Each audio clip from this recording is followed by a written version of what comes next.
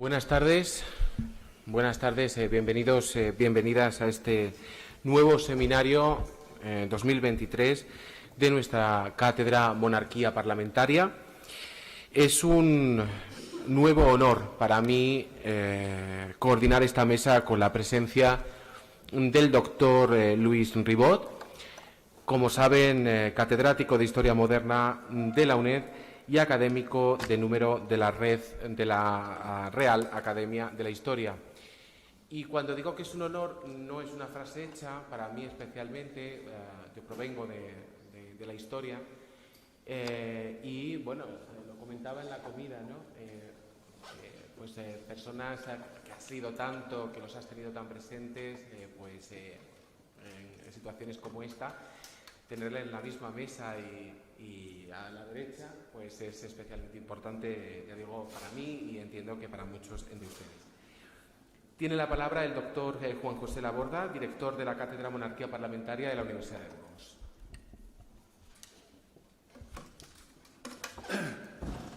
Querido vicerrector, buenas tardes a todos ustedes, especialmente a los alumnos y alumnas.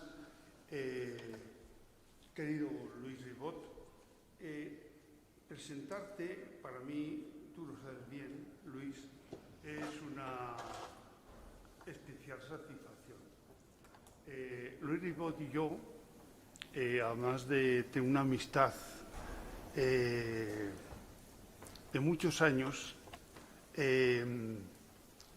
tenemos un origen común, y es que él y yo estudiamos historia con un maestro común que se llamaba Luis Miguel Enciso Recio en la Universidad de Valladolid.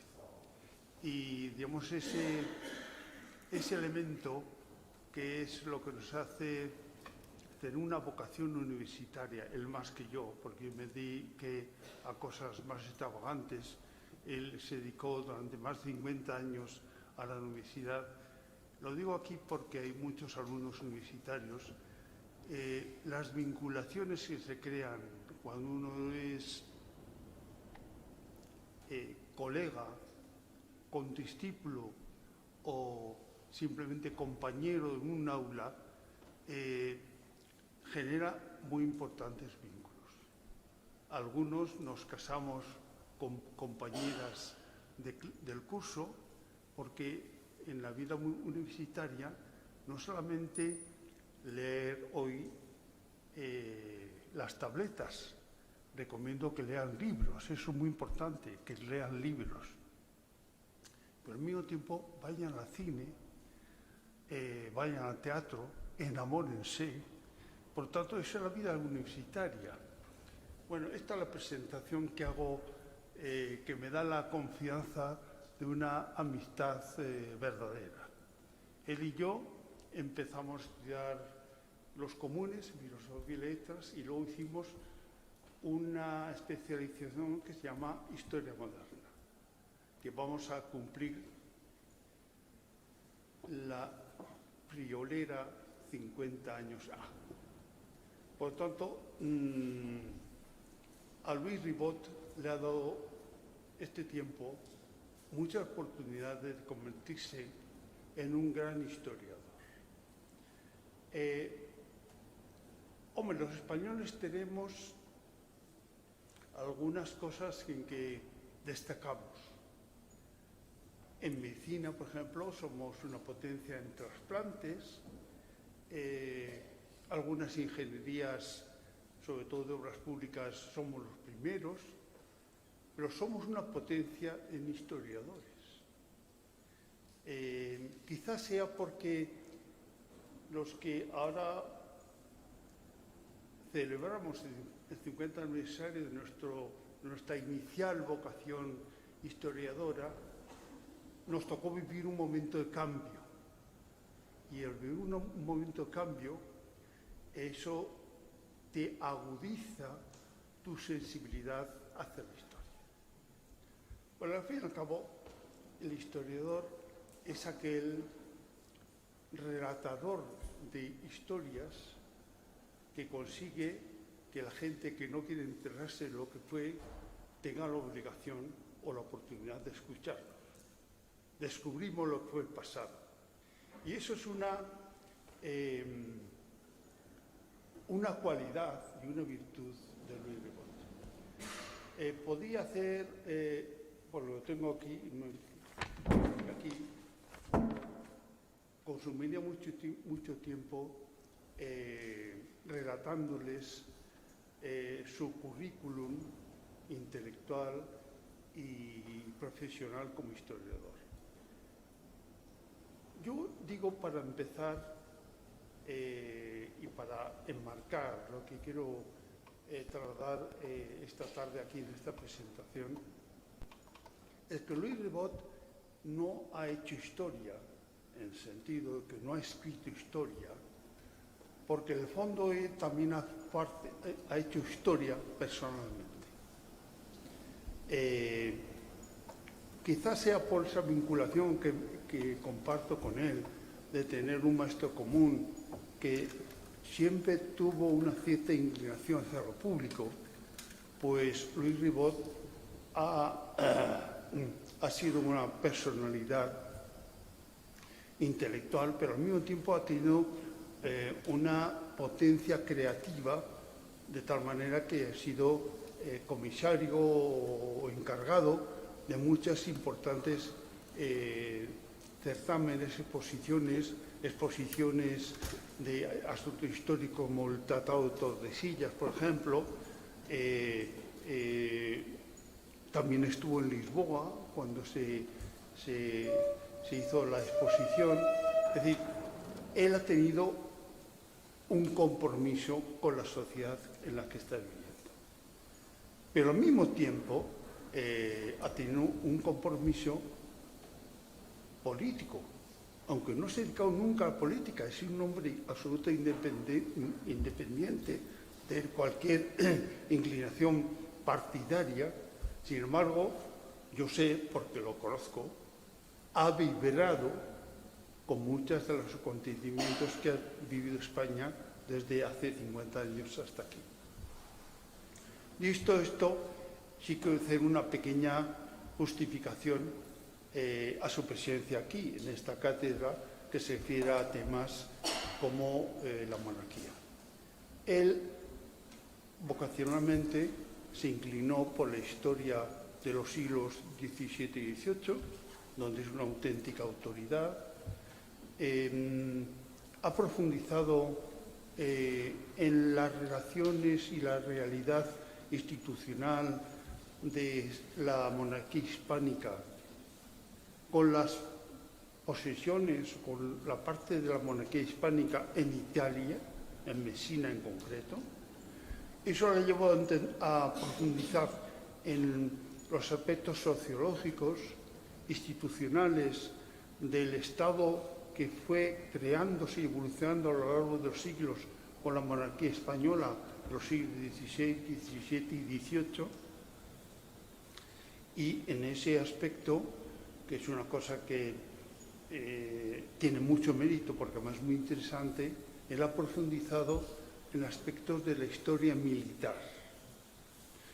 De tal manera que antes le decía que España es una pequeña potencia o una gran potencia europea en cuanto a la producción histórica.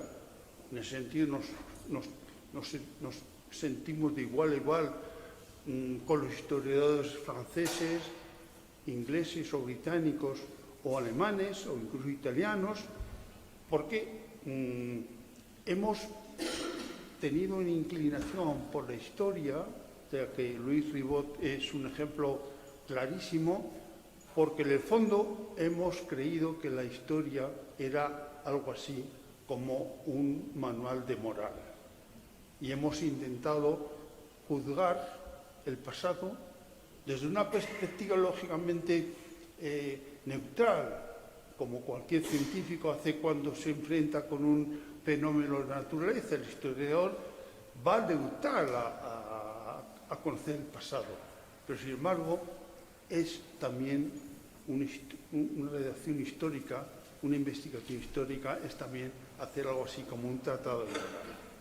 Y por tanto, para esta cátedra en que hablamos de la monarquía, hablamos de la Constitución, pero hablamos de la moral pública, la presencia de Luis Ribot aquí hoy, esta tarde, es una extraordinaria satisfacción. Y por lo tanto, sin más preámbulos, le doy a Luis la palabra. Muchas gracias.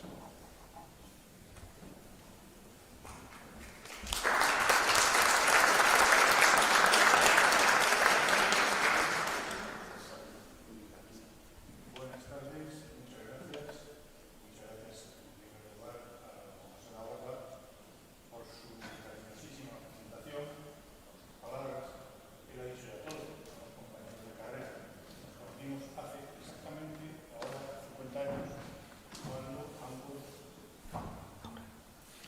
cursábamos el primer curso de comunes de la Facultad de Filosofía y Letras de Valladolid, que era previo a la especialidad que ambos también compartimos en Historia Moderna. Y además, con una muy buena relación personal entre ambos. Él ya entonces era un líder, como ha sido siempre, y recuerdo cómo ya desde primero salió elegido delegado de curso al frente de la oposición antifranquista, entonces tan pujante en la universidad.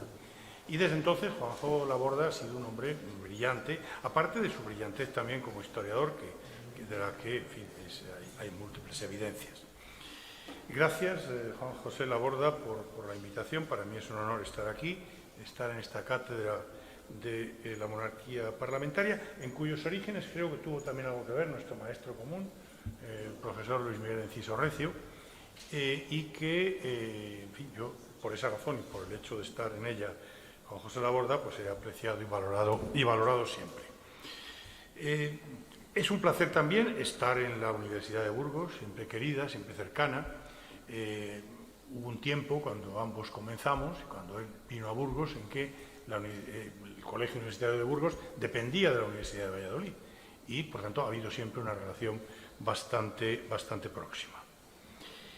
Digo que es un honor estar aquí y ciertamente yo creo también, voy a decir que el tema que voy a desarrollar, la monarquía y la cultura, bueno, es un tema que me propuso el propio Juan José Laborda cuando me llamó el año pasado. Me dijo, bueno, al año que viene tienes que intervenir tú sobre la monarquía y la cultura. Y bueno, a partir de eso pues he empezado yo a analizar esta cuestión. La Constitución de 1978, sorprendentemente, no hace sino una mínima referencia a la actividad cultural del monarca, cuando en el artículo 62J atribuye al rey el alto patronazgo de las Reales Academias. Es la única referencia, el único punto de la Constitución en el que se puede ver una relación entre monarquía y cultura. Sin embargo, es evidente que el rey ejerce una amplia labor cultural. Pero, y esto es importante tenerlo en cuenta, la mayor parte de esta labor cultural se deriva de la condición de jefe del Estado. Es decir, la haría exactamente igual un presidente de la República. Hay, sin embargo, una cuestión directamente vinculada a la monarquía y que constituye un importante elemento de prestigio internacional. Me refiero a los premios vinculados al heredero, actualmente la heredera, de la corona, pero en concreto estos premios de las diversas coronas integradas históricamente en la monarquía española. Es decir, los premios Princesa de Asturias, Princesa de Gerona o Princesa de Viana. Galardones que, como se afirma en los más importantes de ellos, es decir, los premios Princesa de Asturias, y cito literalmente, están destinados a honrar la labor científica, técnica, cultural, social y humana realizada por personas, instituciones, grupos de personas o de instituciones en el ámbito internacional, aunque con especial atención en el ámbito hispánico. Cierro la cita. ¿Qué se deriva de esto que he dicho como introducción? Pues que la relación de la monarquía con la cultura es esencialmente un hecho histórico. Un hecho histórico que de alguna manera justifica mi presencia aquí. Es algo vinculado a la historia que ha transmitido a las generaciones actuales y futuras un importantísimo legado cultural y que ha conformado una parte importantísima de la cultura española. y esencialmente está ligado a la historia de la época de la que yo me ocupo, y se ocupa Juan José Laborde, del antiguo régimen, entendiendo por tal el tiempo anterior a las monarquías constitucionales del siglo XIX, antecedentes de la monarquía parlamentaria actual. Si ustedes realizan un viaje cultural, si ustedes hacen una excursión, un viaje del tipo que sea, y todos lo hemos hecho, lo hacemos con frecuencia, alguna visita cultural, podrán observar que si, dejando aparte los paisajes naturales, que esos son paisajes que están ahí desde siempre, o el deseo de conocer ciudades o países o localidades diversas, bueno, pues lo que hacen es visitar museos, visitar palacios, visitar iglesias, es decir, ver una serie de monumentos u objetos, muchos de los cuales proceden del periodo histórico correspondiente al antiguo régimen. Y estos museos, monumentos, objetos que proceden de la época del antiguo régimen provienen casi en exclusiva de la monarquía o de la Iglesia. No en vano, ambos son los dos poderes superiores. Podríamos definirlos respectivamente como el poder temporal y el poder espiritual.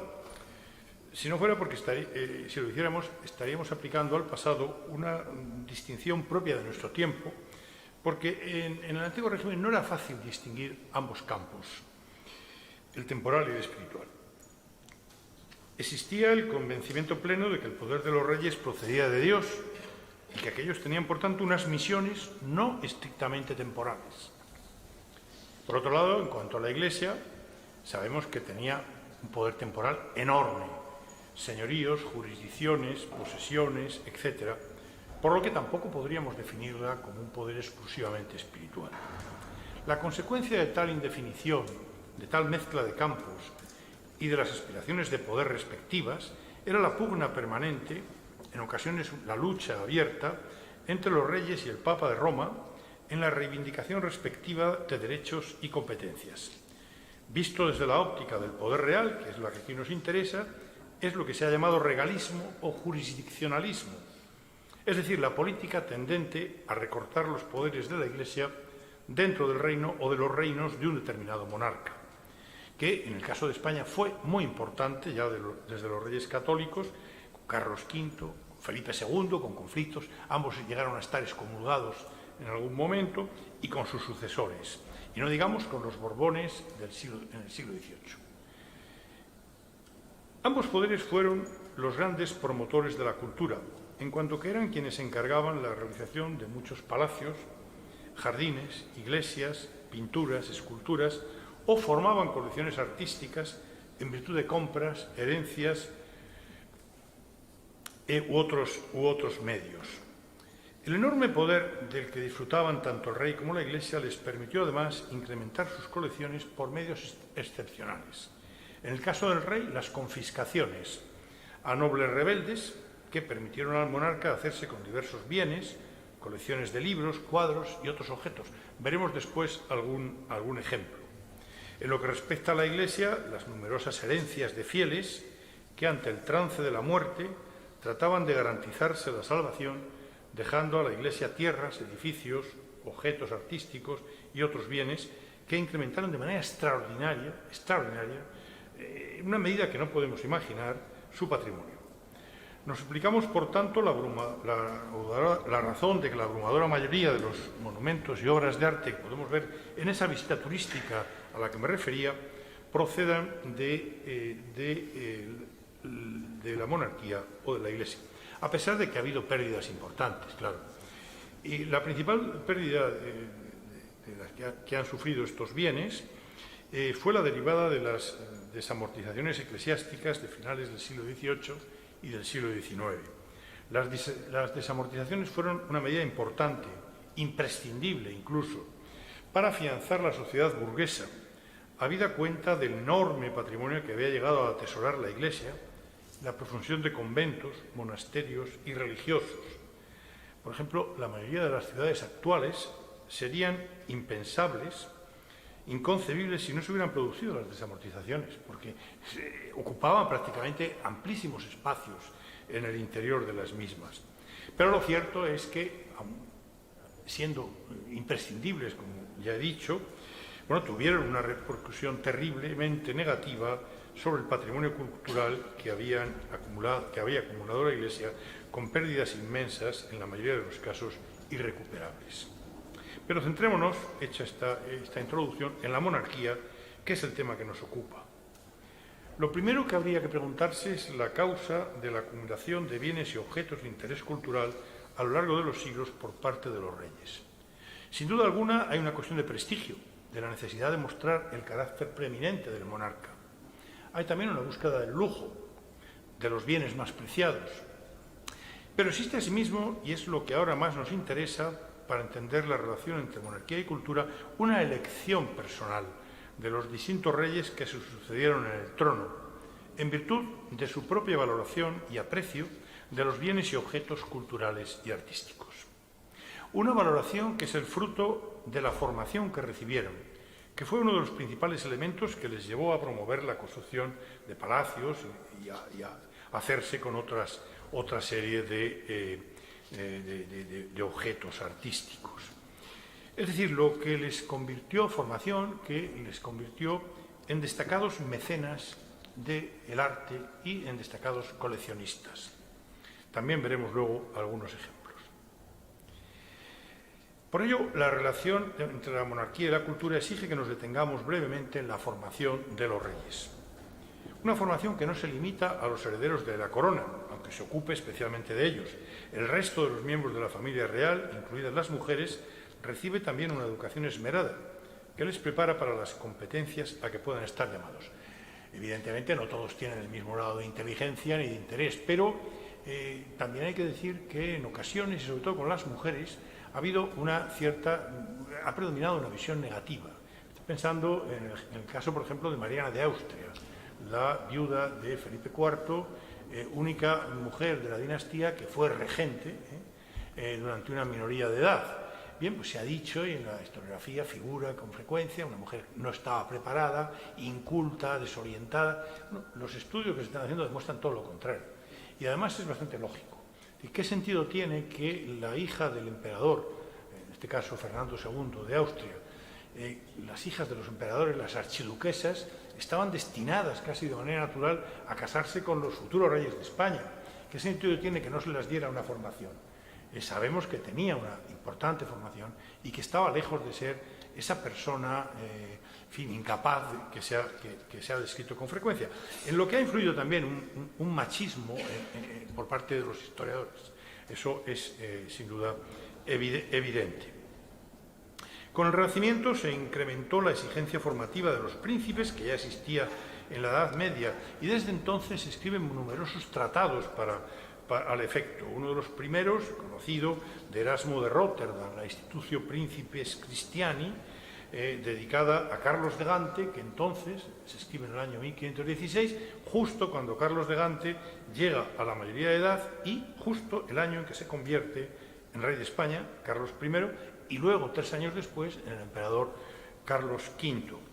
En esta obra, en la Institutio Principes Christiani, Erasmo exaltaba la virtud principal de la sabiduría.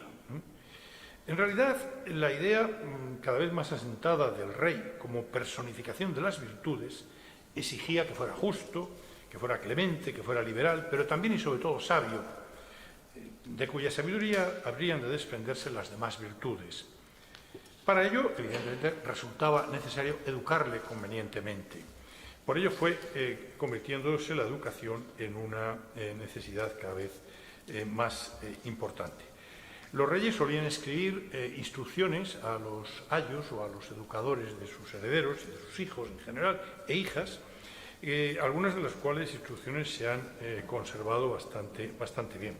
También se escriben distintos libros por parte de educadores, de estos formadores, que solían presentar proyectos formativos, muchos de ellos impresos. Conocemos, por ejemplo, uno escrito por Luis Vives en 1569, las Excitatio o Diálogos, cuya finalidad es la formación latina del futuro Felipe II. Y hay otros muchos casos que podríamos citar. Por ejemplo, a finales del siglo XVII, el obispo francés Fenelon que escribió su famosa novela Las aventuras de Telémaco, destinada a los nietos de Luis XIV, entre los que estaba quien habría de ser poco después Felipe V, el primer rey Borbón de España. Son ejemplos de los muchos que se podrían espigar. Obviamente la formación de los herederos, de los príncipes, de los hijos e hijas de los reyes, variaba según la edad. En las más tempranas combinaba la religión, la teoría y la práctica, con la lectura, escritura y caligrafía. Uno de los libros más utilizados para ello era, y siguió siéndolo durante la época moderna, La vida de Cristo del cartujo alemán del siglo XIV, Rudolfo de Sajonia, una vida de Cristo que se traduce al castellano en 1503 por el franciscano Ambrosio de Montesinos y tendrá multitud de ediciones. La religión, una religión que han de defender, y esto es una de las obligaciones de los reyes, constituyó siempre un elemento esencial en la educación de los príncipes, así como las prácticas religiosas diarias, constantes, importantísimas. Luego haremos también alguna alusión. A partir de una cierta edad empezaban a instruírseles también en latín, en mayor medida en griego, pero sí en la literatura, en el conocimiento de la literatura clásica de Grecia y de Roma. Leían entonces libros de los humanistas, y entre ellos, desde finales de la tercera década del XVI, cuando se publica el libro de Baltasar de Castiglione, el cortesano, que va a ser un manual de uso para la educación en las nacientes cortes de entonces. Estas cortes que se irían complicando y que llegarían a ser, sobre todo en el siglo XVII, algo muy complejo, cuando más de un autor comparó las cortes con un complejo laberinto en el que resultaba difícil sobrevivir.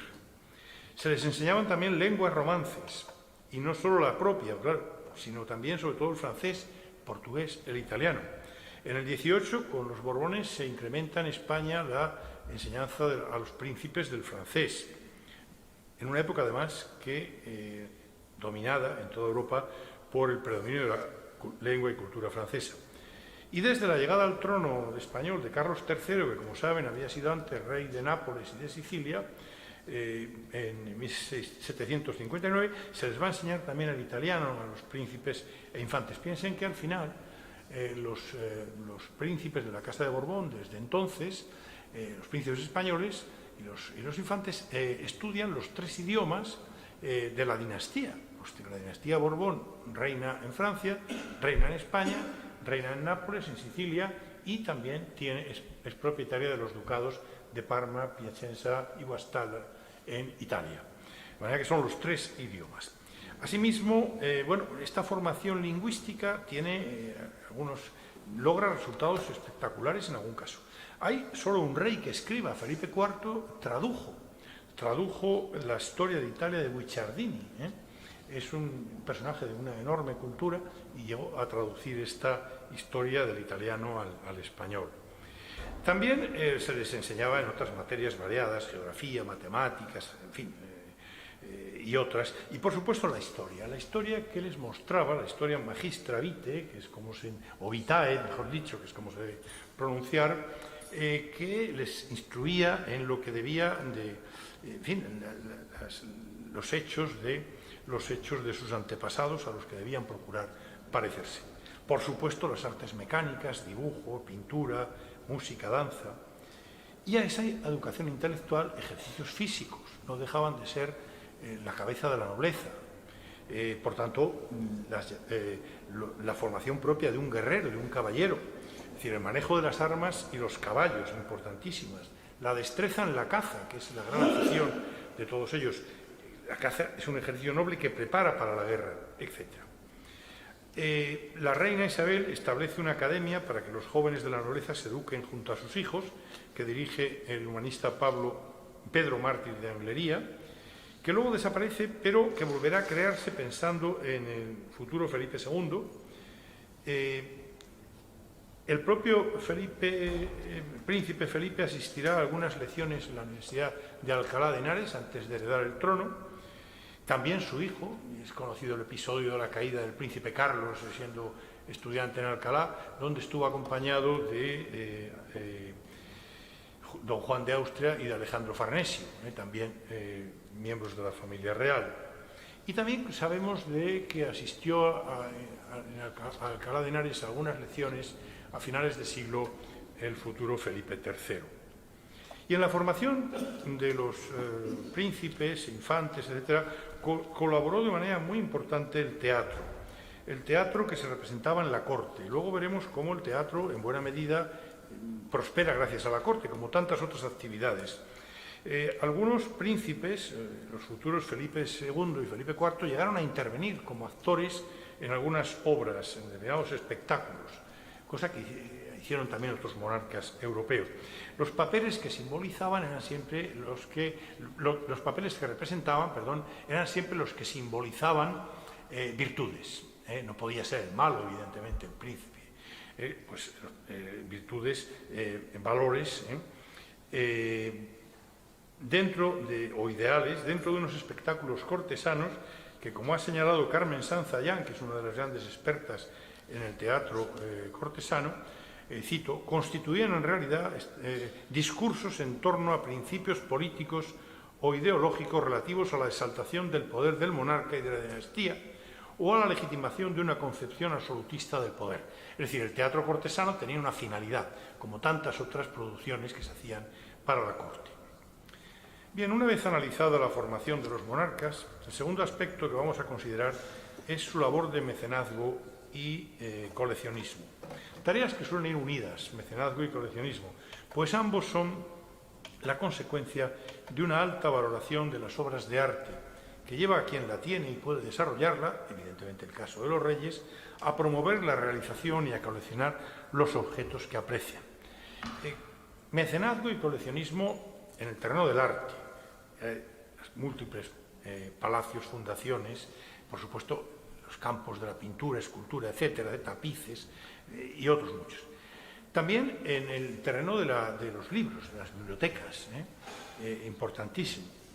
En el terreno de la música, el coleccionismo de instrumentos, la protección a la creación de composiciones musicales, los compositores de cámara, encargos a compositores e intérpretes. Hay múltiples ejemplos de intérpretes importantes que están vinculados a la corte. Por supuesto, el teatro, como hemos dicho antes, el teatro cortesano, también mecenazgo en relación con el teatro. En el fondo de todo este mecenazgo y coleccionismo está la obsesión por rodearse de objetos bellos, que responde a esa aspiración, a esa virtud de la magnificencia, de base clásica, pero especialmente sentida por los reyes y poderosos a partir del Renacimiento.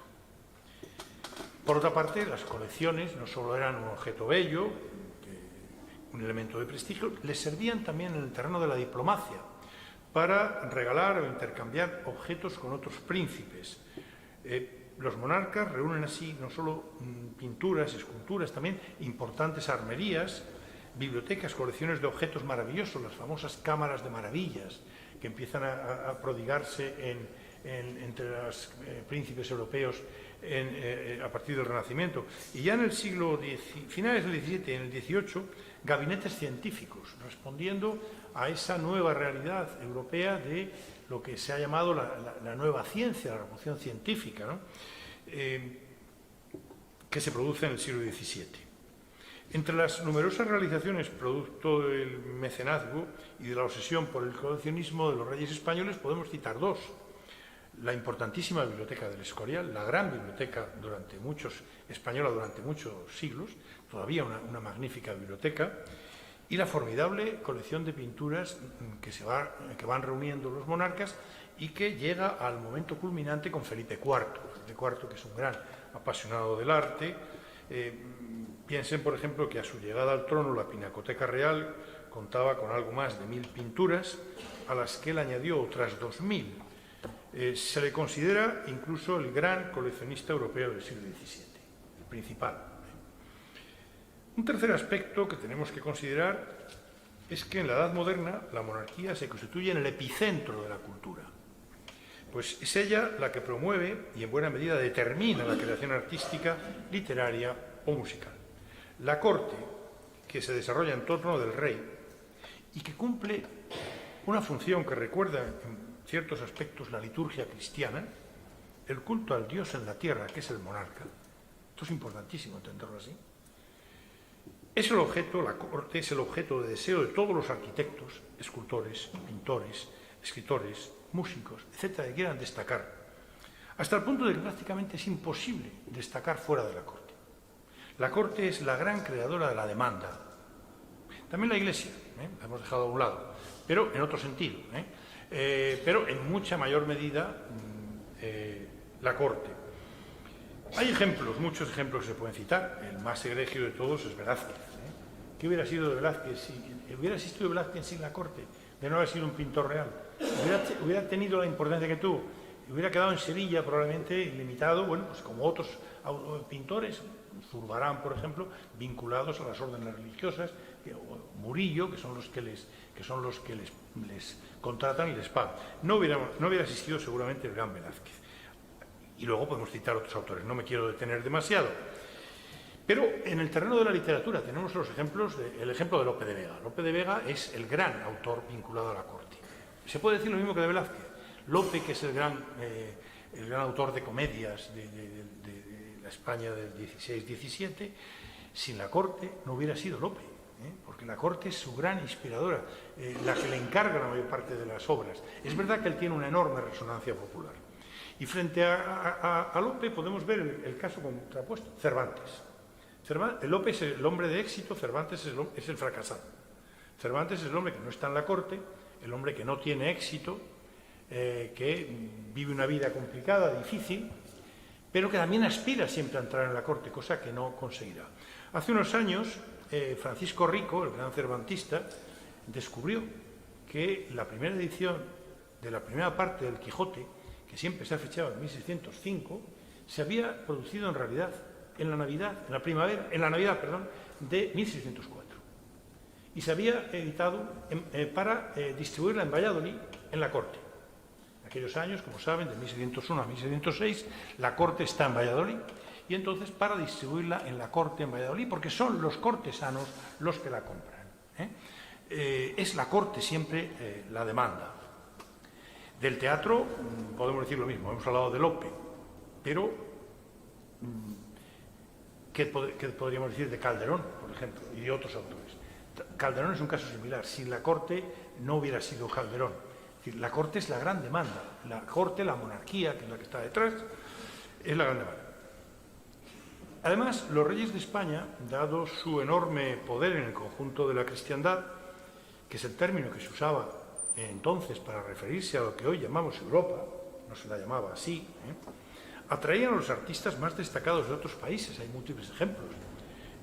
Tiziano, Antonio Moro, El Greco, Rubens, Luca Giordano, etcétera, etcétera. Y, por supuesto, compraban obras de arte o las conseguían por otros medios, regalos, intercambios diplomáticos y otros. Un cuarto aspecto a considerar es la acción de la monarquía como promotora de la cultura a través de numerosos elementos. Por ejemplo, la propia Cancillería Real, que crea cultura, por ejemplo, los privilegios. Se han visto los privilegios de la Cancillería con estas miniaturas en color, iluminaciones maravillosas. Bueno, son evidentemente obras de arte. O el patrocinio que hace la corte, los encargos a los cronistas para que dejen constancia escrita de sus acciones y de sus predecesores, que están promoviendo la historiografía, la escritura de la historia. Si cogemos las crónicas de los reinados de los reyes católicos, de Carlos V, de Felipe II, detrás está la corte, está la monarquía pidiendo eso. Es decir, es muy raro el escritor que escribe por su cuenta, lo hay también, pero lo esencial de la cultura se hace al calor de, y por iniciativa de, es decir, la corte como promotora. Por supuesto, la legislación. Esto podríamos decir, bueno, es lógico, es el poder supremo, bien, pero que tiene una enorme importancia por la demanda que crea la corte, por ejemplo, bueno, con todo el desarrollo administrativo del siglo XVI, con las monarquías del Renacimiento, bueno, el auge de los letrados, la importancia de la presencia de los licenciados en Derecho, imprescindibles para las monarquías a partir del Renacimiento, en los dos derechos, en derecho civil y derecho canónico, que eran los dos derechos existentes, bueno, pues, hacen que se cree, la Corte está estimulada y hace que se estimula,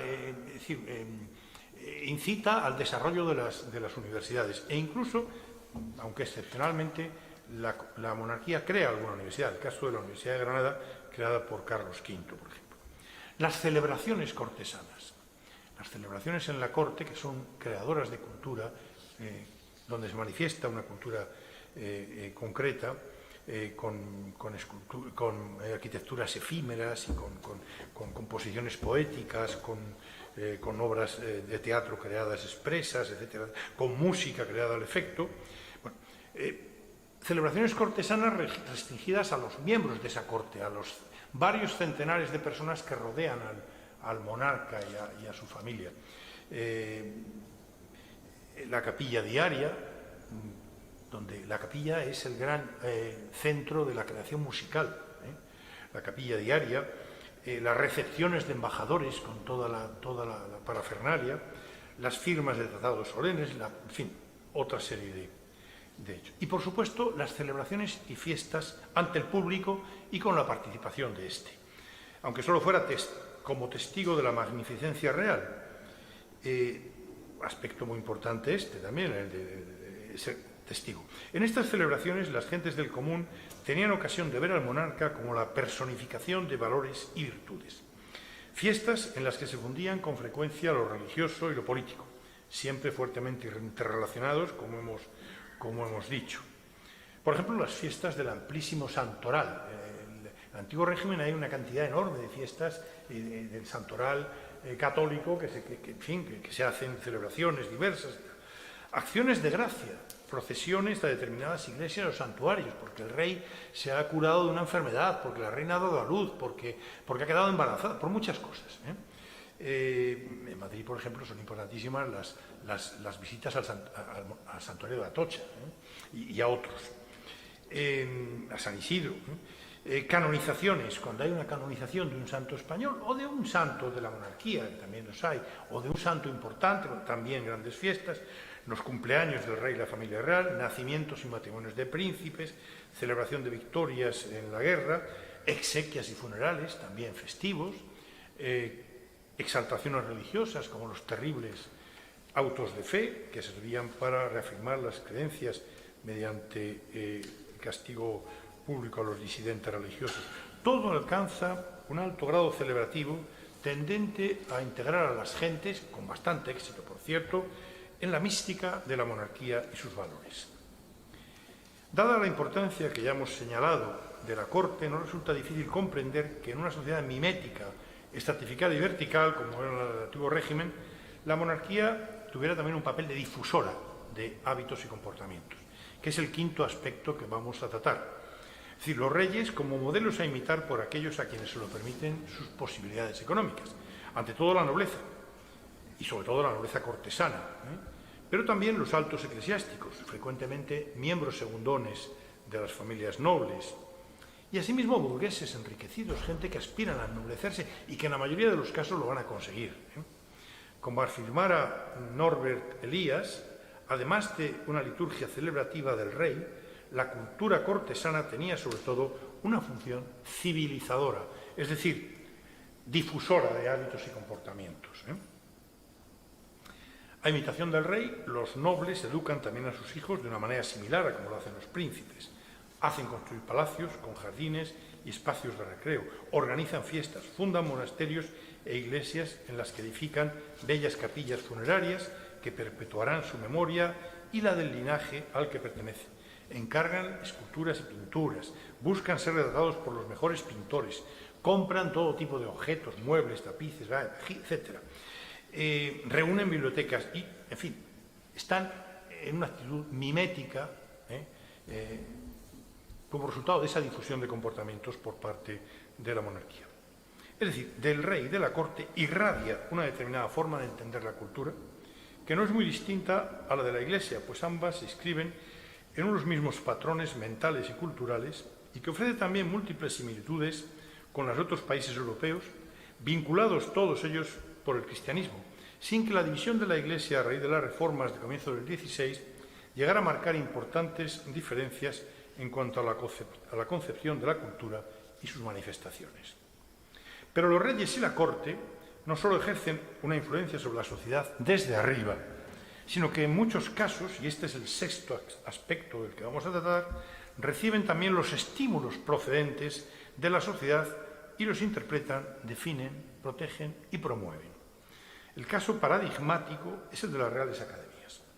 En su mayoría, las Reales Academias fueron inicialmente agrupaciones privadas poco o nada formalizadas, una serie de amigos unidos por algún interés común que celebran reuniones periódicas en el domicilio de alguno de ellos para discutir las cuestiones que les interesan: lengua, historia, ciencia, arte, etc. Las primeras academias surgen, como tantas otras cosas, en la Italia del Renacimiento. Habitualmente proceden de la iniciativa privada y reciben luego el respaldo y la protección de diversos poderes públicos, aunque hay casos en que fueron las autoridades quienes las crearon. El modelo, como ocurre habitualmente durante el Renacimiento, es el mundo clásico, pues fue Platón quien estableció en Atenas la Academia Platónica, en los jardines consagrados al héroe mitológico Academos, y de ahí el nombre que ha venido después para todas ellas. Bien, no vamos a citar, tenía unas cuantas, pero en aras de la brevedad no voy a citar las diversas academias importantes, italianas, etc. Lo que sí que hay que pensar es que este modelo italiano que se difunde en el siglo XVI se expande a otros países, y también en España se crean algunas academias en el siglo XVI. En Francia, Academia de Matemáticas con Felipe II, suelen tener escasa formalización y ninguna logró adquirir la suficiente entidad, y desaparecen relativamente pronto. La revolución científica que tiene lugar en el siglo XVII propiciará la creación de agrupaciones o sociedades de sabios interesados por las ciencias de la naturaleza, con el ya aludido precedente, con el precedente de las academias anteriores. Tales sociedades del XVII seguirán dos modelos distintos, el inglés y el francés, que responden a las características de cada una de ambas sociedades. El inglés, con la Royal Society londinense, interesada por la filosofía natural y la nueva ciencia, recibe la protección real, aunque mantiene su independencia financiera incluso de la corona y de los poderes públicos. Mientras que en el caso francés, como su propio nombre indica, la Académie Royale des Sciences no solo fue instituida por iniciativa de Luis XIV en 1666, sino que tuvo desde su inicio una fuerte dependencia del poder real. El modelo francés de academias era incluso anterior, puesto que Luis XIII creó ya antes la Académie Française, amparada por el poder real, que buscaba el respaldo de la cultura para el poder real, y que es esa academia a la que ha entrado a formar parte hace unas semanas Mario Vargas Llosa, que todavía subsiste. Fue precisamente con la nueva dinastía Borbón y con cierta influencia, solo cierta, del modelo francés, cuando surgieron en España las primeras academias reales. Y digo solo cierta influencia porque lo que el rey hizo fue oficializar y promover iniciativas que en la mayoría de los casos ya existían en la sociedad, lo que aproximaría a las academias españolas del XVIII al modelo original italiano. Felipe II crea las dos primeras, la española o de la lengua en 1714 y la de la historia en 1738, a la que seguiría con Fernando VI la de Bellas Artes de San Fernando. Y luego ya otra serie de ellas en el siglo XIX, XX, etc. El desarrollo de este tipo de instituciones en el siglo XVIII obedeció a dos razones fundamentales. Por una parte, la crisis de la universidad, anclada en la escolástica, y por otra, el desarrollo del conocimiento científico y con él la crítica de los saberes heredados, que fue una de las características de la Ilustración. Sirvan como ejemplo los objetivos fundacionales de la Academia de la Historia, consistentes en aclarar, cito textualmente, la importante verdad de los sucesos, desterrando las fábulas introducidas por la ignorancia o por la malicia y conduciendo al conocimiento de muchas cosas que oscureció la antigüedad o tiene sepultadas el descuido. Fin de la cita. Piensen, por ejemplo, que en esta época lo que se está haciendo es criticar, intentar buscar las bases reales, históricas reales. Y se critican las fábulas, los mitos, Mitos que estaban extendidísimos. La idea, por ejemplo, de que el primer rey de España, el fundador, es Túbal, nieto de Noé. Bueno, esto es una cosa mitológica, absurda. Bueno, pero estaba en los libros. O, no digamos, otros personajes míticos. La venida de Santiago a España, exactamente igual. O el mito aragonés de los fueros de Sobrarbe, como origen de su... y otros muchos que se pueden citar. Bien, estos 6 aspectos nos han permitido analizar históricamente esta relación amplia y dilatada de la monarquía y la cultura, de acuerdo con esa idea de continuidad que resulta básica en la concepción de la monarquía. Hoy tenemos una monarquía parlamentaria, pero viene de una continuidad histórica que es a la que me estoy refiriendo al estudiar esta relación con la cultura. El resultado de toda esta acumulación, esta amplia y dilatada vinculación entre monarquía y cultura, es un acervo, palabra que significa, literalmente en su primera acepción, conjunto de valores o bienes culturales acumulados por tradición o herencia. Es como lo define el diccionario. Un acervo cuya índole ha sido directamente determinada por los reyes, dado el papel decisivo jugado históricamente por la monarquía en la conformación del gusto y la tipología artística y cultural, lo que se manifiesta en elementos tan variados como los temas de las pinturas. Es decir, los temas de las pinturas no son caprichosos, eran los que ellos querían. Retratos, exaltación de determinadas virtudes a través de la mitología o de la religión, que son los dos modelos existentes en el antiguo régimen, la mitología clásica y la religión cristiana. Pinturas de éxitos bélicos, piensen en el cuadro de las lanzas de Velázquez o en tantos otros, etc. Es decir, la pintura que tenemos, procedente de los reyes, es la que ellos quisieron que se hiciera, porque ellos eran los que la encargaban. También, por supuesto, las arquitecturas, que eran las que ellos deseaban, los temas del teatro cortesano, ya lo hemos dicho, directamente ligados a esos intereses exaltatorios de los monarcas y otra serie de manifestaciones. La conclusión evidente es el enorme peso y poso de la monarquía en la cultura española. Ahora bien, la monarquía, como han explicado algunos de quienes me han precedido en esta cátedra, ha ido variando. Se ha pasado así de la monarquía absoluta a la monarquía constitucional, posterior a la muerte de Fernando VII, y ya en nuestro tiempo, y en virtud de la Constitución del 78, a la monarquía parlamentaria, en la que el rey carece de poderes y el gobierno se conforma de acuerdo con las mayorías parlamentarias que surgen en las elecciones democráticas. Lógicamente, también los bienes de la corona se han transformado como consecuencia de tales cambios y han dado lugar a lo que hoy poseemos y que forma una parte importantísima de la cultura española. De hecho, algunas de estas transformaciones se iniciaron ya con la etapa final de la monarquía absoluta, aunque se han completado y consolidado después. La primera de estas transformaciones fue la creación de la Biblioteca Real, origen de la Biblioteca Nacional. La segunda, la constitución del Museo del Prado, sobre la base esencial de las colecciones artísticas, principalmente pictóricas, acumuladas por los reyes. La tercera, la institucionalización del patrimonio nacional, que agrupa todos los bienes patrimoniales pertenecientes hasta entonces a la corona, que pasan a ser de propiedad estatal. Vamos a ver con algún detalle cada una de estas 3 transformaciones. En primer lugar, la biblioteca. Aparte de la biblioteca del Escorial, que ya he citado antes, existía con los Austrias la biblioteca de Palacio. Durante la Guerra de Sucesión, que asentó en el trono a Felipe V de la Casa de Borbón, la corona hizo algunas incautaciones de bienes de nobles que habían apoyado al archiduque Carlos de Habsburgo, titulado Rey Carlos en los territorios Carlos III, en los territorios de la Corona de Aragón, que le apoyaron, y entre estas confiscaciones, importantes bibliotecas, sobre todo una muy importante, la del Duque de Uceda, importantísima. En el año 1711, con la Biblioteca de la Corona y las bibliotecas incautadas, se crea en Palacio la Biblioteca Real o Real Librería, que se sitúa en Palacio Real y que a partir de 1712, todavía en plena guerra, se abre al público.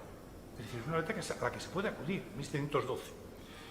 Un Real Decreto de 1716 establece incluso la obligación de que toda persona que costeara la impresión de libros o papeles, ya fuera autor, impresor o editor, hubiera de entregar a la biblioteca un ejemplar encuadernado de todo cuanto imprimiera.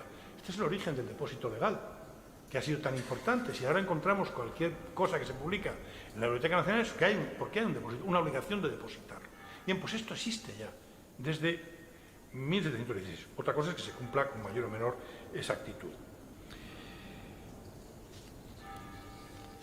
No voy a hablarles de esta Biblioteca Real se crea, se establece al lado del Palacio Real, en unos pasadizos que existirán hasta tiempos de José I, después se reorganiza el palacio, en fin, no voy a hablarles ya de todo este aspecto. Sí que vamos a decir que, aparte de esta donación inicial de la Biblioteca Real, a partir de 1836, un gobierno liberal, el año 35 ha sido la desamortización de Mendizábal, el año 36 hay un Real Decreto que transfiere la propiedad de la Biblioteca Real al Estado, denominándose a partir de entonces Biblioteca Nacional. Una Biblioteca Nacional que luego se va a enriquecer con las desamortizaciones, que se va a enriquecer con,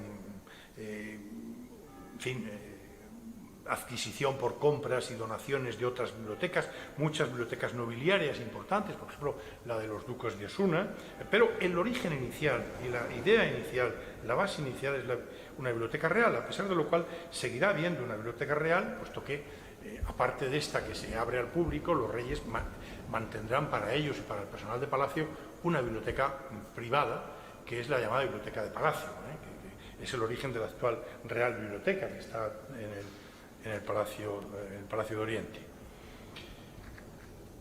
Por lo que respecta al Museo del Prado, el desencadenante de su creación fue la invasión francesa de 1808, el reinado efímero de José I Bonaparte, quien al tiempo que saqueaba pinturas y otros objetos de los palacios reales, tenía una idea de base ilustrada de crear un museo con bienes muebles de la corona. Por otra parte, la Constitución de Cádiz introduce un principio que posteriormente irá desarrollándose, pese a las dificultades, que es el de la titularidad estatal o nacional del patrimonio de los reyes. Es verdad que luego se vuelve al absolutismo con Fernando VII, pero este principio se va a ir desarrollando y es lo que explica en 1866 que la Biblioteca Real pase a titularidad estatal y se pase a denominar Biblioteca Nacional. Bien, cuando vuelve a España Fernando VII, encuentra que algunas pinturas han desaparecido, otras... Bueno, él quiere quitarse de medio algunas pinturas, por ejemplo, todas las de sus padres, Carlos IV y su madre, no quiere tenerlas en el palacio, y decide mandarlas a otro sitio. Con lo que se crea el Museo de Pinturas en 1819, se ha celebrado el segundo centenario hace unos años del Museo del Prado, puesto que esta es la base. ¿Es una iniciativa altruista y generosa o no? La verdad es que a Fernando VII se le tiene en tan mala consideración que nos cuesta a todos atribuirle ningún mérito. Pero incluso parece que la iniciativa correspondió en buena medida a su segunda mujer, a la reina portuguesa María Isabel de Braganza, a la que se dedicó la sala de la reina Isabel, que es la gran sala del Prado, donde están las lanzas y la obra principal de Velázquez. Sin embargo, es una época en la que, es decir, no solo es una iniciativa de los reyes españoles, es una época en la que están surgiendo museos en otras monarquías. Es decir, está fructificando esa idea ilustrada de crear museos. Y, por otra parte, como defiende José Luis Díez, compañero mío de la Real Academia y experto, uno de los máximos expertos en la pintura de la época de Fernando VII, el rey compró de su bolsillo algunos cuadros para que estuvieran en ese museo de pinturas. Es decir, no se le puede quitar todo el mérito. Es verdad que para ubicarle utilizó lo que Carlos III había pensado que había de ser el museo, el Real Gabinete de Historia Natural o Museo de Ciencias Naturales. Al lado había creado el Observatorio Astronómico y el Jardín Botánico, que están al lado. Y entonces lo que hace Fernando VII es mutilar esto, utilizando el edificio que había construido Villanueva para ese Real Gabinete de Historia Natural, utilizándole como museo. Bueno, así ha seguido, con todas las transformaciones posteriores. Es decir, hay una parte positiva, evidentemente mutila la idea inicial de Carlos III, a quien por otra parte admiraba. Bien, luego este museo se va a incrementar enormemente como consecuencia de las desamortizaciones, va a haber, en fin, se va a crear, porque las desamortizaciones van a ir al llamado Museo de la Trinidad, que se sitúa en el convento de la Trinidad, un lugar donde también estuvo un tiempo la biblioteca real, que era el monasterio de la Trinidad Calzada, fundado por Felipe II, más o menos donde está ahora el Teatro Calderón. Era un local inmenso, si ven los planos de Teixeira o tal, era una zona inmensa donde estuvo una parte importantísima, aparte de museo, biblioteca, una parte importante, por ejemplo, el futuro Ministerio de Fomento, etcétera, hasta que en el siglo XIX empiezan a salir de allí una serie de partes. Bien.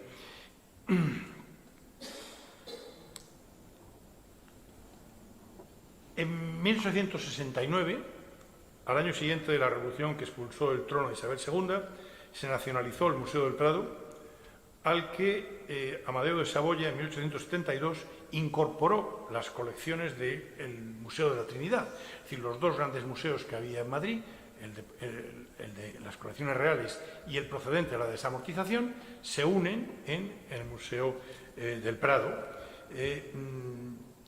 y dando lugar a esa magnífica pinacoteca. Por tanto, el Museo del Prado no podemos decir que albergue exclusivamente las colecciones reales, tiene otros objetos de otra procedencia, pero lo que sí hay que decir es que lo esencial, los objetos más importantes, los cuadros principales, son los que proceden de las colecciones, y las esculturas principales son las que proceden de las colecciones reales, que constituyen, por tanto, lo esencial de sus fondos. Como afirmara el destacado historiador del arte Alfonso Pérez Sánchez, que fue director del museo, el Prado representa a los ojos del mundo lo más significativo de nuestra cultura y lo más brillante y perdurable de nuestra historia. Y otro importante historiador del arte, en este caso extranjero, el hispanista norteamericano Jonathan Brown, escribe: pocos se atreverían a poner en duda que el Prado es el museo más importante del mundo en pintura europea. Bien, la tercera institución con la que acabaremos, procedente de los bienes de la monarquía, es Patrimonio Nacional. Patrimonio Nacional es el resultado de esta idea que se va desarrollando, esa idea liberal de que los bienes de propiedad de la corona han de pasar a ser de titularidad nacional o estatal. Sin embargo, su puesta en práctica se vio sometida a los vaivenes de la historia política española del XIX. Con la restauración de Alfonso XII se dictó una ley que, sobre la base de otra de fines del reinado de su madre, reservaba a la corona únicamente la propiedad de los bienes destinados al uso regio, pasando al Estado la titularidad del resto, que era la mayoría. Quedando, por ejemplo, los museos, el único que quedaba según esta ley en manos de la corona era la Real Armería. A comienzo de la Segunda República, el gobierno provisional se incautó ya de manera definitiva del patrimonio de la corona. Con sus bienes se crearía el llamado Patrimonio de la República, convertido en 1939-40, una vez concluida la Guerra Civil, en Patrimonio Nacional. Si bien, a pesar de este y otros cambios, se aceptaron numerosos aspectos de la normativa de 1932 sobre su estructura y funcionamiento. Es curioso que una institución franquista mantuviera una serie de normas procedentes de los inicios de la República, seguramente por su utilidad. Bien, actualmente el Patrimonio Nacional está regulado por la Ley 23 del año 82 y formado por el núcleo principal del antiguo patrimonio real o patrimonio de la corona, con una doble función: el apoyo al rey, jefe del Estado, para la alta representación, cito, que la Constitución y las leyes le atribuyen, y la puesta a disposición de los ciudadanos del patrimonio histórico-artístico a través de su uso con fines culturales, científicos y docentes. El patrimonio nacional es enorme, tiene palacios, jardines, bosques, museos, el Palacio Real, el Campo del Moro, los sitios de Balsaín, Río Frío, La Granja, el Escorial, Aranjuez, el Pardo, el Monte del Pardo, la Almudaina, el Palacio de la Almudaina en Baleares, edificios religiosos, las Descalzas en Madrid, la Encarnación en Madrid, o, estamos en Burgos, las Huelgas. Las Huelgas, evidentemente no les voy a contar lo que es las Huelgas. Santa Clara en Tordesillas, el monasterio de Yuste, en fin. Y otros bienes y lugares, no les he citado todos. Aparte de su valor cultural y artístico, los bienes del patrimonio nacional se caracterizan por su unidad y su coherencia, al ser fruto de un proceso de creación continuado en el tiempo que fue especialmente intenso entre los siglos XVI y XIX. Y otra especial característica es su estrecha vinculación con la historia política y cultural de España. Hay que tener en cuenta que patrimonio, igual que le ocurre al Prado, el Prado no expone todo lo que tiene, pues patrimonio le pasa lo mismo, no expone todo. El patrimonio nacional posee un total de 154.000 obras históricas y artísticas, de distinto tipo, cuadros, objetos diversos, escultura, etc.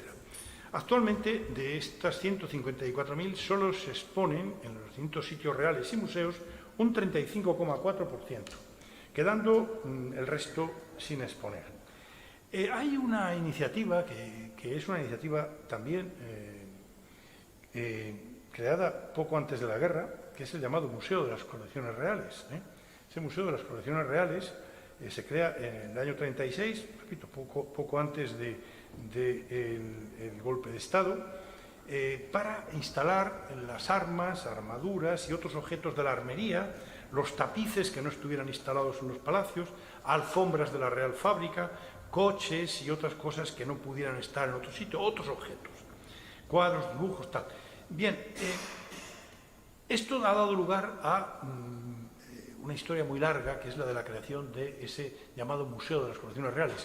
Si observan en Madrid el Palacio Real desde abajo, desde la cornisa, se hizo un edificio debajo de la Catedral de la Almudena, que se ve, a mi parecer, un edificio bastante bien hecho e integrado, pero que ha recibido muchas críticas, que habría de ser, o habrá de ser, si algún día se pone en marcha, la sede de ese Museo de las Colecciones Reales, que nadie sabe al final en qué va a consistir, pero en fin, que ampliaría lo que se expone de patrimonio nacional. Ahora parece que hay el proyecto de ponerle en marcha, parece que vinculado a los tapices, que era un poco la idea original. Bien, concluyo. Vemos, pues, que la relación histórica entre monarquía y cultura ha hecho posible la existencia en España de un formidable patrimonio artístico y cultural basado en el acervo acumulado por la monarquía. Sin duda, uno de los patrimonios más valiosos del mundo y que es el fruto de esa continuidad y permanencia propias de la monarquía. Además, hay que decir una segunda cosa, y es que la monarquía española ha mantenido casi íntegras las colecciones formadas a lo largo de los siglos. Ha habido, obviamente, algunas pérdidas, sobre todo por incendios, pero en España no ha ocurrido nada similar a lo que pasó, por ejemplo, en Inglaterra, en 1649, donde el ajusticiamiento de Carlos I dio lugar a una inmensa almoneda de sus obras de arte, algunas de las cuales recalaron en la colección real española, con enormes pérdidas patrimoniales, de las que naturalmente no disfrutan ahora los británicos, o las enormes pérdidas en Francia con la Revolución a finales del siglo XVIII, y no digamos en otros lugares. Esta es otra conclusión importante. Y la última, no creo, sinceramente, que sin la monarquía pudiera haberse constituido algo parecido, que es el fruto de buena parte de ese periodo del absolutismo, del que procede la mayoría de esos objetos artísticos, periodo en el que la monarquía de España no solo se extendió por los 4 continentes entonces conocidos, sino que fue el poder hegemónico durante más de siglo y medio, lo cual explica también esa acumulación. Una monarquía contra cuyas costas, cito, se estrellaban las olas de todos los mares, como escribió bellamente el historiador José Alcalá Zamora. Nada más, muchas gracias.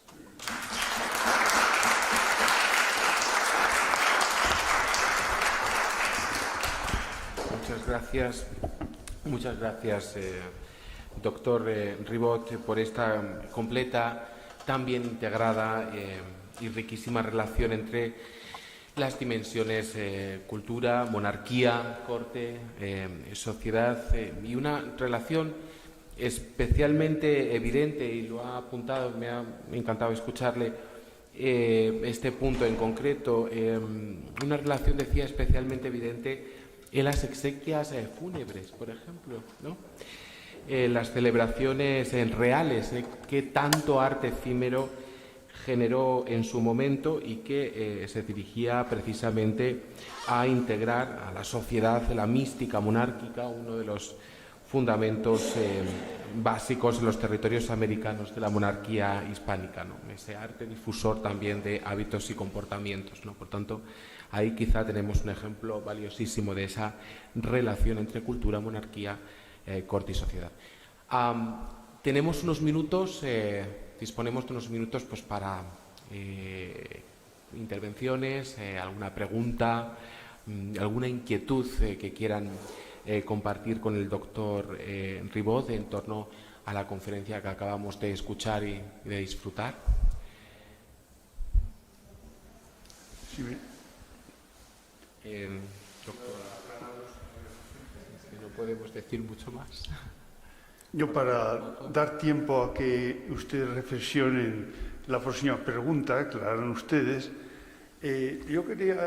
me interesa muchísimo, pero una cosa que voy a preguntar porque me interesa mucho más, el tema de las academias. Bueno, antes he cometido un error y no he referido que Luis Ribot es miembro de la Real Academia de Historia. Por lo tanto, está en esa larga corriente de los inmortales. Tú has señalado que las academias españolas, a partir del siglo XVIII, cuando empieza a sistematizar y a tener una base más estable jurídicamente, no sigue exactamente el patrón francés, sino que tiene un poco la inspiración italiana. Ahora, mi pregunta es la siguiente. ¿Hay influencia británica en esto, inglesa? Es decir, porque claro, Inglaterra o Gran Bretaña ya en el siglo XVIII es una monarquía, bien que una monarquía un poco extravagante en el mundo de las monarquías del despotismo ilustrado o las monarquías, digamos, autoritarias del continente. Pero, sin embargo, los reyes ingleses ejercen una especie de proteccionismo a las societies. Las Royal Societies, al fin y al cabo, tiene el patrocinio del monarca. No sé, sobre esto, si tienes alguna percepción de este asunto, porque me resulta interesante, vamos. Gracias.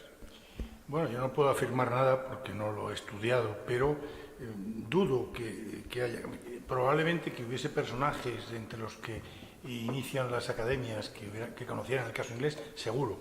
Pero también es cierto que lo que predominaba en la Royal Society se dedica a las ciencias, a la física, la matemática, la astronomía, básicamente, mientras que las academias que surgen en la España en el XVIII son esencialmente humanísticas. Sí. Entonces, yo creo que lo que hay es más una influencia italiana, en el sentido de que los modelos italianos están ejerciendo una enorme influencia en España, entre otras razones porque, bueno, en Italia existe la Academia dei Lincei, la Academia de la Crusca, bueno, y otras. Pero, por ejemplo, hay una academia importantísima que es la que crea en Nápoles, a finales del siglo XVII, el último virrey español del reinado de Carlos II, que es el duque de Medinaceli. El duque de Medinaceli crea la llamada Academia Palatina, porque se reúne en el Palacio Real de Nápoles. Y es una academia para sabios, juristas, literatos, escritores, Es una academia a la que en esos años de finales del reinado de Carlos II acude el joven Juan Bautista Vico o Pietro Giannone, que no son lo que van a ser después, pero eso revela la importancia que tiene. Es decir, existía una cierta tradición que yo creo que mira más hacia Italia y hacia esa relación histórica entre España e Italia que hacia Inglaterra, sin que por eso niegue yo que pueda haber algo. Yo no lo conozco y no creo que se haya estudiado de influencia inglesa. Y digo, ¿por qué? Porque en realidad cuando Felipe V crea la Academia Española, está oficializando algo que ya existe, que es una reunión de amigos, que se están reuniendo, que están discutiendo, y se ponen bajo el amparo de la corona. Es decir, la iniciativa no es tanto de la corona cuando que viene de abajo, pero la corona lo acepta, que es un poco el modelo italiano, ya del Renacimiento. En Florencia, la Crusca, por ejemplo, es así. Inmediatamente surge de la sociedad, pero inmediatamente los duques de Florencia, de Toscana, la apoyan. Por eso digo que y la Academia de la Historia pasa lo mismo. Son una serie de personas que se reúnen, logran llegar al rey y logran, a través de que el rey asuma o ampare bajo su protección esa reunión, constituyendo la Real Academia de la Historia. Entonces creo que es más el influjo inglés, pero repito, italiano, pero repito, no lo puedo garantizar. Muchas gracias. Tenemos una pregunta por aquí. Permite hacer dos preguntas, aprovechando que hemos introducido el tema de las academias. Yo, y como académico de historia, una es muy sencilla: si la Academia de la Historia se va a posicionar en el solo con acento o en el solo sin acento. Y la otra pregunta, ya un poco más seria, es: está de moda el revisionismo histórico, el revisionismo cultural, y dentro de ese enfoque de las colecciones y de los museos y bibliotecas monárquicas nacionales, si vamos a tener que responder a la leyenda negra, al revisionismo, e inclusive a esta postura que nos viene ahora de América del Sur respecto a pedir disculpas y devolver todo lo mal que hemos hecho, si va en relación con la cultura. La primera parte de la pregunta del solo, evidentemente, ya se ha posicionado la Academia Española, que es a la que corresponde, también será nuestra trabajo, la cadencia de cada quien. Y la segunda pregunta, bueno, entiendo que hay un acervo patrimonial que no tiene por qué verse vinculado a otras cuestiones, porque los bienes que forman han sido debidamente adquiridos. Por lo tanto, no tiene ningún motivo para que se reivindique nada en contra. Todo es posible. Yo no puedo creer lo que puede ocurrir en el futuro. Muchas gracias. ¿Alguna pregunta más o comentario que quieran compartir? Por favor. Hola, buenas noches. Le quería preguntar, porque es una información que tengo yo de hace tiempo, pero nadie me la ha confirmado y nadie sabe dónde puede estar. Me refiero al Jardín Botánico de Madrid, que creo que no es el sitio o el emplazamiento primigenio, sino que hubo otro anterior. Entonces, quería confirmar si estuvo antes en otro sitio y después fue ahí, porque yo lo he leído, pero... Lamentablemente no se lo puedo confirmar, no sé si Juan José de acuerdo. Yo no lo desconozco, no soy un experto en jardines botánicos. Aquí. Lo desconozco. Normalmente se da la primera ubicación. ¿Por qué? Porque es entonces cuando se crean los jardines botánicos.